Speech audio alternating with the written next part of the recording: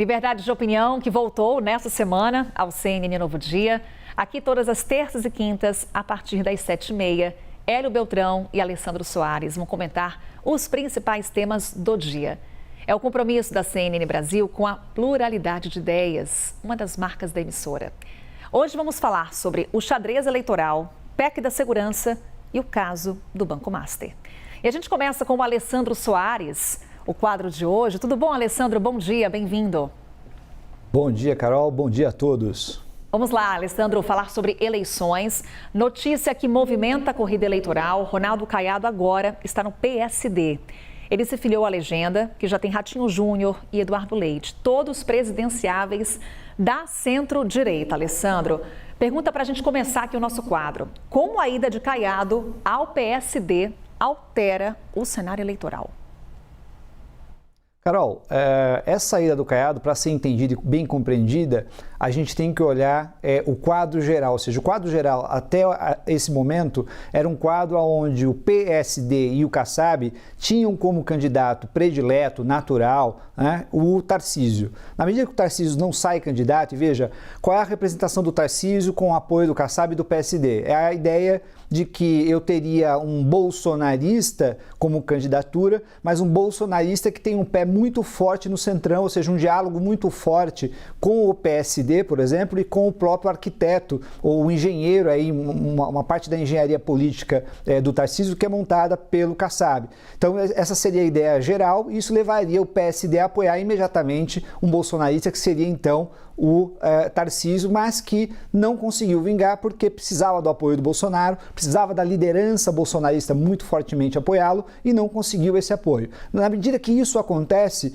ou seja, que eles não conseguem levar a reboque, veja, o centro levar a reboque o bolsonarismo e, em parte, também o próprio Bolsonaro e a família Bolsonaro, eles ficam meio que agora na opção de tentar, de alguma forma, se agregar ao bolsonarismo. Mas isso não é necessariamente uma opção para eles. Por quê? Porque se fizer isso, eles vão mais uma vez, aí, vamos dizer assim, a reboque do bolsonarismo. E no primeiro turno, isso, em tese, não teria muito sentido, na medida em que esse centro político, esse centrão político, que tem um perfil, vamos dizer assim, mais clientelista, de ocupação de cargos, de influência geral no Brasil profundo, ele vive necessariamente, né, de espaço político. E para obter espaço político, ele tem que provar força. E no primeiro turno, como é que você faz uma negociação dessa? Então, é mais natural, nesse caso, que eles, né, saiam com uma candidatura própria. A questão é qual candidatura? E aí entra o Caiado como uma tentativa, pelo menos, ou seja, é um sujeito que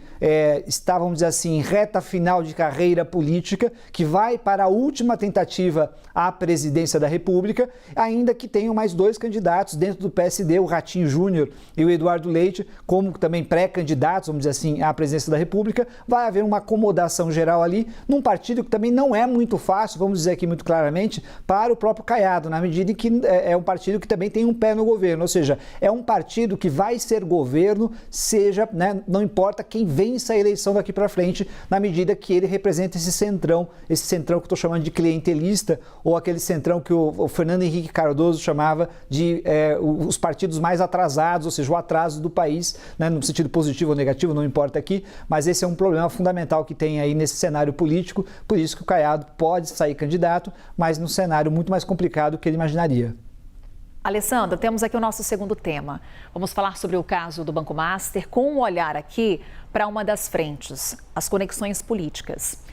Em 2023, o Banco Master fez um contrato de consultoria com o escritório de advocacia de Ricardo Lewandowski.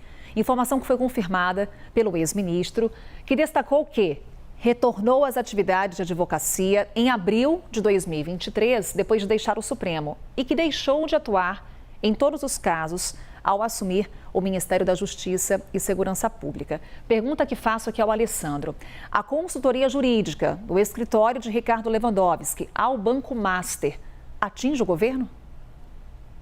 Olha, o ministro Lewandowski, que tentou ser o mais, né, se a gente olhar todos os casos que estão surgindo, as relações pessoais do Daniel Vorcaro e do sistema financeiro com os governos e com o governo atual, você vai perceber que no caso do ministro Lewandowski é o que tem menos problema, na medida em que ele mesmo recua, veja, ele tem um contrato, ele reconhece que tem esse contrato, ele não esconde esse contrato, ele vira ministro da Justiça, ele diz, olha, veja, não é contrato só com o Banco Master, eu tenho um escritório de advocacia, eu advogo, veja, eu tenho até um posicionamento muito radical com relação a essa questão da advocacia, de ex-ministros, etc. Mas veja, ele tomou toda a precaução necessária, ou informou todo mundo que era necessário informar, saiu do escritório no momento que se torna ministro da Justiça e fez, até o momento você não tem nenhum elemento para dizer que tem algo, vamos dizer assim, de ilegal ou mesmo até mesmo, olha só, de imoral. Mas vale dizer aqui que o Vorcaro, ele não inventou toda essa questão que está hoje envolvendo o Vorcaro, ele não inventou o lobby. O Vorcaro e nem o Banco Master, eles não inventaram essas táticas e estratégias de aproximação de autoridades, utilizando o poder do dinheiro, utilizando contratos, convites para palestras, eventos, financiando eventos de outras pessoas e nem com a vaidade das pessoas, emprestando jatinho ou mesmo colocando à disposição de pessoas casas, sei lá, casa em Trancoso, casa em locais onde tem muita gente rica, né, comprando, entre aspas, pessoas por vaidade. O Vorcaro não inventou nada disso. Isso já estava pré-estabelecido, eu diria que faz parte da estrutura, vamos dizer assim, da política brasileira, que o poder econômico sempre fez isso de alguma forma, ou seja, não é uma corrupção direta, mas é uma espécie de comprar a amizade, a gente pode botar uma aspas bem grande aí nessa amizade comprada, embora normalmente quem é comprado nessa amizade acha que tem uma amizade de verdade. Então veja, o Vorcaro não inventou nada disso. O que ele fez, na verdade, foi utilizar de maneira muitas vezes indevida esse tipo de situação e a dúvida que fica em primeiro lugar, a questão de ordem ética e moral com relação às autoridades públicas que se comportam dessa forma. Daí a necessidade de uma discussão, e olha só, de questões de códigos de conduta, não só no Supremo Tribunal Federal. Isso envolve também o Superior Tribunal de Justiça, o STJ, isso envolve Poder Executivo e também Poder Legislativo de maneira geral. E nesse caso, a gente não está falando necessariamente de coisas ilegais, nem de crime, nem de nada. Nós estamos falando de comportamentos que podem, de alguma forma, levar a uma desconfiança pública com relação às autoridades. E o segundo momento será que nessa relação quase que carnal com o poder, será que alguma dessas autoridades cometeram ilícito? Será que elas utilizaram o seu poder de maneira indevida? Aí nós temos a questão penal, nós temos a responsabilidade civil, administrativa e também a responsabilidade política. Vamos ao nosso terceiro tema, então, Alessandro, que é a PEC da Segurança Pública. Teve uma reunião de alinhamento sobre a pauta do Legislativo de 2026 e a proposta apareceu no calendário da Câmara para depois do Carnaval. Mas é um texto, Alessandro, que ainda é motivo de críticas do governo federal. Uma PEC que, inclusive, já gerou atritos entre governo federal e governadores, entre governo e oposição. E aí eu te pergunto, Alessandro, do jeito que o texto está, atende às demandas da sociedade?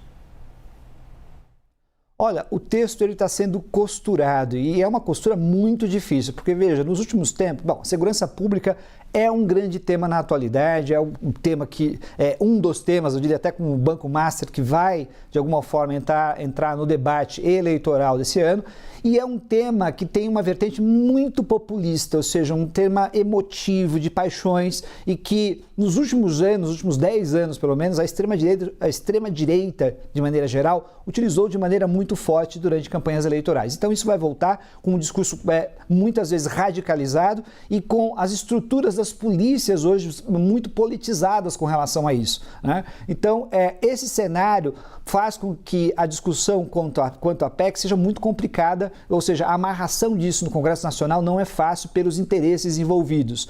A resistência que eu acredito que tem surgido muito fortemente com relação à PEC vem dos estados de maneira geral, porque eles perceberam que tem aí um nível de, quando você tenta centralizar informações, dados, quando você tenta criar parâmetros nacionais para inteligência, né, para um comportamento policial mais racional, etc., você acaba tendo mais dados e informações daquilo que está acontecendo nos estados. E isso pode ser uma situação que as polícias estaduais, de maneira geral, e que polícias que pressionam deputados, polícias que pressionam governadores, né, interesses corporativos de maneira geral, que tentam bloquear esse tipo de situação porque tem medo de perder o controle e ter os seus dados e informações gerais, né, centralizadas no âmbito nacional, o que para eles seria uma fragilidade. Então você vê muita resistência nas polícias, porque também tem uma certa desconfiança, vamos dizer assim, do governo central com relação às polícias locais, ou seja, com relação à corrupção, com relação à infiltração do crime organizado, com relação a abuso de autoridade, com relação a excesso do uso de violência, assim por diante. E as polícias não gostam de que o governo federal olhe para eles dessa maneira. Mas o fundamental é que seria essencial que nós tivéssemos, sim, né, um pacto, pelo menos que esse pacote, que essa PEC fosse aprovado o mais rápido possível, né, particularmente com a criação do Sistema Único de Segurança Pública, particularmente com as situações de centralização de dados e informações sobre crime no Brasil, para que nós tenhamos um enfrentamento ao crime organizado mais racionalizado. E é preciso, então, que as polícias, né, locais, né, pelo menos flexibilizem essa resistência que eles têm com relação ao projeto, em nome de um bem maior, que é o combate ao crime organizado e a melhoria geral da segurança pública no país. Carol. Essa foi a opinião do Alessandro Soares, nosso colunista, comentarista aqui da CNN Brasil. Alessandro, obrigada. Até quinta-feira. Até quinta-feira, Carol. Vamos seguir aqui com o nosso Liberdade de Opinião. Vamos agora com o Hélio Beltrão. Também está chegando aqui no Novo Dia. Tudo bom, Hélio? Bom dia para você. Bom dia, Carol. Bem, como de praxe, a gente traz aqui os mesmos assuntos, mas agora com a visão do Hélio. Primeiro tema, então, Hélio, filiação de Ronaldo Caiado ao PSD. Destacávamos com o Alessandro que o partido comandado por Gilberto Kassab já tem outros nomes presidenciáveis nesse campo da centro-direita. CNN Brasil ouviu um deles, Ratinho Júnior, governador do Paraná, que durante a entrevista, Hélio, quis se afastar da polarização lulismo-bolsonarismo. Ronaldo Caiado também foi entrevistado aqui, disse que o PSD vai ter um candidato à presidência e que o objetivo é derrotar o PT. Pergunta que repito aqui a você. Ronaldo Caiado, no PSD, altera o cenário eleitoral?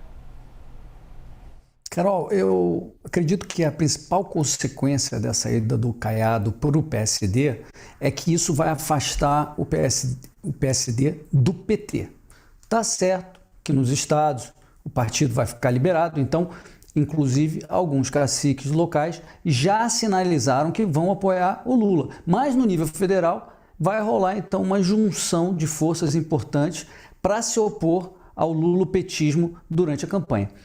As candidaturas também se consolidaram um pouquinho mais, porque agora a gente tem o Flávio, o PSD, provavelmente o Ratinho, o Zema, o Renan Santos, do Missão, e o Lula. Temos que ver, então, como é que o Kassab vai se comportar nessa. Porque ele é, Carol, uma centopeia política. Ele tem 50 pés em cada canoa. Então, é bem possível que ele desapareça dos palanques no segundo turno e aí ressurge aí como ministro no governo eleito. O Kassab e o PSDB, eles gostariam sim de ser vistos como uma terceira via, né? E você mencionou que o Ratinho disse, não, vamos acabar com a polarização, vamos focar nos problemas do Brasil e tal, ótimo. Só que essa ideia de terceira via provavelmente vai ser engolida pelas urnas, porque o Brasil continua polarizado. Tanto é que a candidatura do Flávio se consolidou até bastante rapidamente.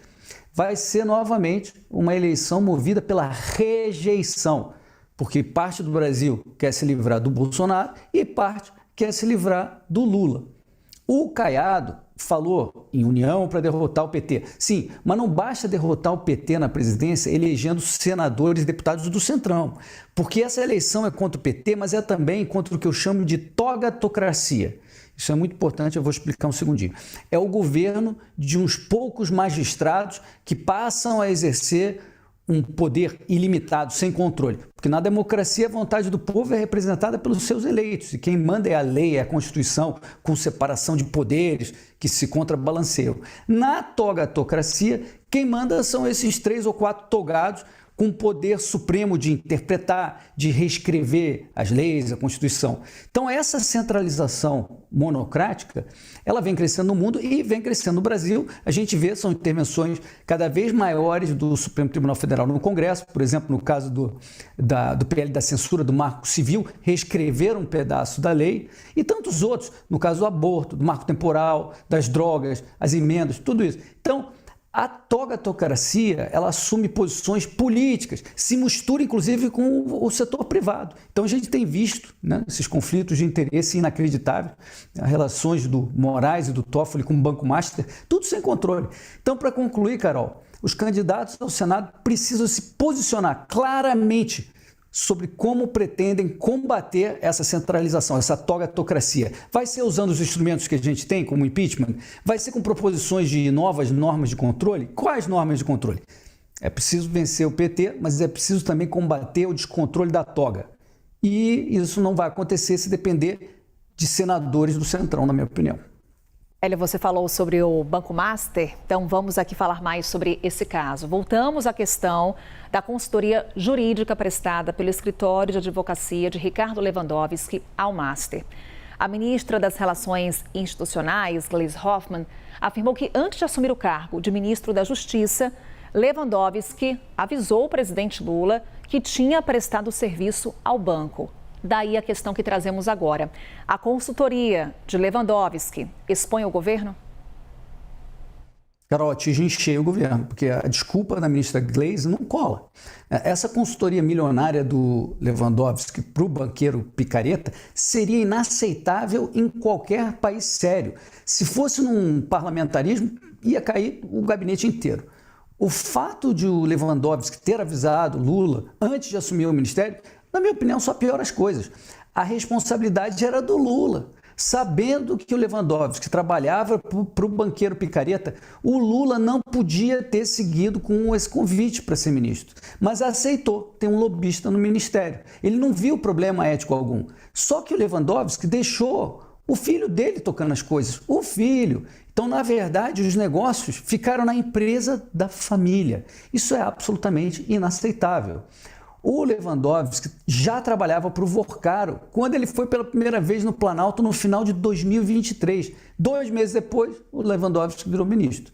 E tem também, a gente está vendo, outro amigo do Lula trabalhando para o Vorcaro, o Guido Mantega. E justiça seja feita, foi o pior ministro da Economia da história do Brasil. O Lula tentou empurrar ele para presidir a Vale. Graças a Deus, não deu certo. E lá foi o Mantega também assessorar o banqueiro picareta. Tem muita coisa que ainda vai aparecer nesse escândalo, muita coisa que a gente ainda não sabe, mas já ficou, Carol, claríssima essa proximidade imoral do governo Lula com as picaretagens do Master. É incrível, Carol. Não bastasse a roubalheira do INSS, que pelo que se reporta envolve intimamente o filho do Lula, surgem essas relações do governo com mais um mega esquema criminoso. Hora do nosso terceiro e último tema, Hélio, o PEC da segurança.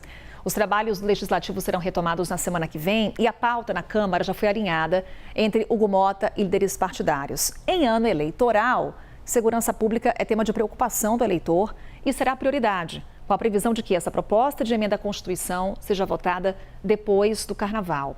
O governo, Hélio, ainda questiona alguns pontos do texto da PEC. A PEC, do jeito que está, atende às demandas da sociedade que vai às urnas em outubro? Menos Brasília, mais Brasil. Esse é o mote, Carol, para que o Brasil funcione melhor, a descentralização do poder. Então, essa PEC, que nasceu muito ruim pela caneta do ministro da Justiça, Lewandowski, esse mesmo da consultoria do banqueiro picareta, foi um pouco despiorada pelo relator, ultimamente, agora, nesse último texto proposto. Mas ela vai na direção errada, porque ela centraliza o sistema. Quais são os pontos positivos da PEC? Ela cria um regime penal mais severo, penas mais duras e tal, até a possibilidade de ter um referendo para debater o fim da maioridade penal. Tem também restrições à progressão de regime, restrições à liberdade provisória, outras bondades que a justiça brasileira tem com o criminoso. A parte péssima dessa PEC é a centralização, porque a PEC tira poder, tira autonomia financeira dos estados. Nesse sentido, então, é o oposto do que os liberais gostariam de ver, que seria a maior liberdade dos estados para definir suas leis, inclusive leis penais. Então, a PEC não permite uma experimentação genuína que seria possível se cada estado tivesse autonomia na legislação penal. Ao contrário, aumenta o poder central, não permite diferentes normas estaduais, não fortalece a responsabilidade estadual por resultados. Porque para ter troca de inteligência, de informação, para ter coordenação, né, do governo central com o estado em questão, não precisa centralização geral em Brasília, não precisa PEC. E basta um acordo, sentar na mesa, combinar ações de inteligência e de coordenação. Então seria melhor deixar os estados experimentarem soluções locais para a segurança, de forma que, então, todo mundo pudesse aprender com os melhores exemplos e também com os erros. Vamos lembrar, Carol, o real objetivo dessa PEC é uma tentativa desesperada do governo Lula de mostrar algum serviço para os eleitores nessa questão da segurança pública. Só que a esquerda é péssima em segurança pública. A esquerda tem aquela visão de que o bandido é um coitadinho, é uma vítima da sociedade, e a gente vê na prática isso. Porque dos 10 estados com mais mortes violentas, 8 são governados pela esquerda. Dos estados que mais diminuíram a violência nos últimos anos, 7 são governados pela direita. A população sabe disso e as urnas vão traduzir esse sentimento, Carol. Hélio Beltrão, trazendo opinião aqui no CNN Novo Dia. Hélio, mais uma vez, obrigada. Até semana que vem. Até semana que vem. Obrigado, Carol. Liberdade de opinião, todas as terças e quintas, aqui no CNN Novo Dia, a partir das 7h30 da manhã. E como sugere o nome do quadro, é a opinião dos nossos comentaristas, que não reflete necessariamente a posição da CNN Brasil.